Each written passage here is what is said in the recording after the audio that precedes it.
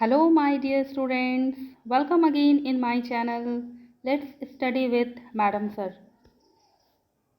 Students, in our complete series of English grammar, today we are going to read figures of speech. Student, in the last video lecture, I have given 10 figures of speech and now I am giving here again 10 more figures of speech. So number 1, student, onomatopoeia.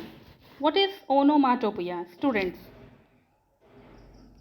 It means name making and is based upon the principle of imitation. It is the formation of a name by initiating the natural sound that is associated with the object. For example, student, listen to the pitter patter of raindrops on the leaves. Here, student, what is pitter patter? Here, pitter patter is a sound word. It is the natural sound of the raindrop. And that's why, what is it? It is onomatopoeia. Next one, student, pun. What is pun? Pun is a play on words. It is play on different meaning of a word. If a word has different meaning, so it is what? Pun. In fact, it is generally for some fun, that is pun is used. For example, student, an ambassador lies abroad for the good of his country. So student, here abroad, here lies has two meaning. What is the meaning here? First, lies means live. It means that an ambassador lives abroad for the good of his country. And what is the second meaning? Tells a lie. It means that an ambassador tells a lie abroad for the good of his country. So student, here in this sentence there is the use of pun because the word lies has two meaning. Now number 3, student, hyperbole. What is hyperbole? It is an overstatement as opposed to understatement and statement of fact.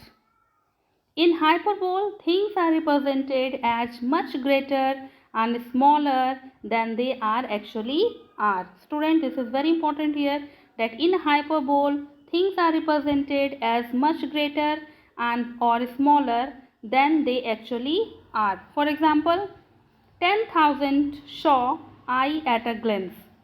Second example, 40,000 brothers could not make up the sum. Here student, 10,000 and 40,000. In the first example 10,000, second example 40,000 is not a literal statement of the fact. It is the definite overstatement to create a strong impression. And that's why, what is it? It is hyperbole.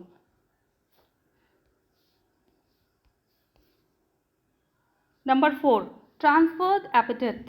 What is transferred epithet? Student, sometimes an epithet means here adjective, is transferred or attached to a word with which it is associated instead of a word to which it really belongs. For example, student, he lay sobbing on his sleepless pillow. So which pillow, student? Sleepless pillow. So here actually pillow is not sleepless, but the person is sleepless here. And that's why the word is used here instead of the word which it actually belongs. Which word is here? Pillow is the word that is used here, but actually the word is not, the pillow is not sleepless, but the person is sleepless. Second example, student, he passed a restless night. So who is restless? Night is not restless, but the person is restless here. But it is written here that he passed a restless night. So here student, we got it that it is associated instead of a word to which it really belongs. So in this two example, pillow and night are the word, that is the word instead of a word to which it really belongs. Number 4 is student, and number 5, antithesis. What is antithesis? In this figure of speech, one set of word or phrases in the first part of the sentence is set against another in the second part. One set of word or phrases is in the first part of the sentence is set against another part in the second part. There is some sort of contrast between two set of word and phrases and they are balanced each other. For example, student, united we stand, divided we fall. So what is here? There is one contrast. There is a sort of contrast between the two set of words or phrases. So here the phrases united we stand and divided we fall. There is a contrast. Man proposes, God disposes. Again there is a contrast. So this type of sentence is the example of what? Antithesis. Number 6, students, pathetic fallacy. What is pathetic fallacy? Sometimes nature is regarded as taking active interest in human affairs. For example, pathetic fallacy too, therefore, is a kind of personification, but it is not personification. And what is the difference between both of them, personification and pathetic fallacy? Here, student, the difference between them is that the element of nature's interest in man's destiny is not present in personification. What is not present in personification? In personification, the elements of nature's interest in man's destiny is not present in personification. But in pathetic fallacy, nature is happy or sorry at the rise or fall of man. For example, earth felt the wound and the nature from her seat, sighing through all her work, gave sighs of awe that all was lost. So student, earth felt the wound and the nature from her seat, sighing through all her works, gave sigh of awe that all was lost. So student, from these lines we get here that the earth felt the pain and the nature is sighing through all her work and gave the sigh of awe that all was rest. So we get here that nature is very painful state, and that's why here this is the example of pathetic fallacy. Now number 7, student, irony. What is irony, students? Irony is the mode of speech in which the real meaning is exactly the opposite of that which is literally conveyed.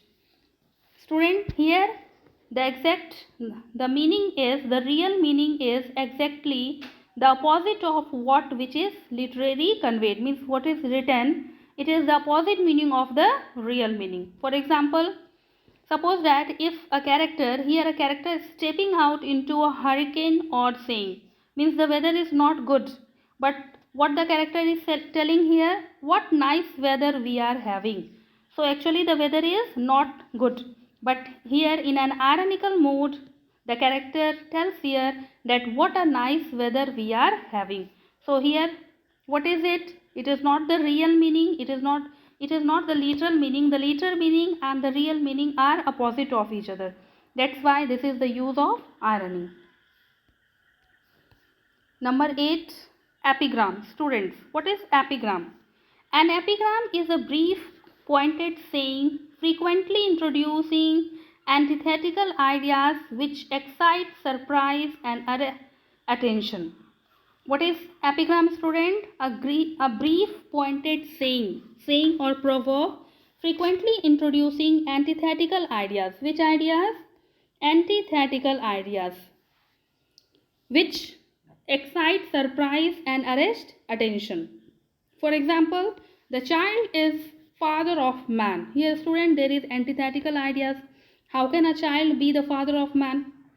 Second one, in the midst of life we are in death. So again there is antithetical ideas that how can it is possible that amidst the life we are in death. So these are the example of what? These are saying, and these are the example of epigram. Now number 9, student, anaphora. What is anaphora? Anaphora is a rhetorical device that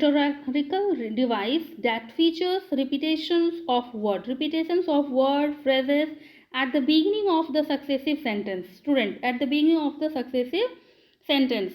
For example, you better watch out, you better not cry, you better not pout, I am telling you why. So what we here get, student, here there is a repetition of the phrase you better in 3 successive sentences.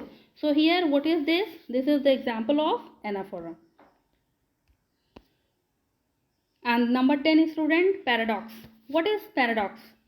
A paradox is a statement that appears at first to be contradictory, but upon reflection then makes senses. Paradox is a statement that appears at the first too contradictory. It seems contradictory, but upon reflection it makes sense also. Contradictory but some sense. That is what paradox. For example, the enemy of my enemy is my friend. So here, student, the enemy and friend. Here there is contradiction, but there are some meaning also, that the enemy of my enemy is my friend. Second one, the more you give, the more you get. So give and get. The more you give, the more you get. Here there are contradiction, but here there are some sense also. So here this is the example of paradox. So student, we have read 10 more figures of speech in this video lecture of figures of speech part 2. Thank you for watching the video, students. Share my channel and subscribe it and like it.